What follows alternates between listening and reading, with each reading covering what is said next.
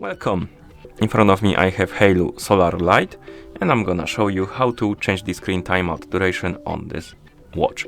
Basically how quickly the screen turns off after we stop using our device. The first thing we need to do is to basically wake up the screen on our watch. You can do it by pressing the side button. Once you wake up the screen, you should see the current watch face, the home screen, and you can swipe left on the screen to open the menu. Then scroll down and find the settings icon, and once you find the settings icon, tap on it to enter the settings.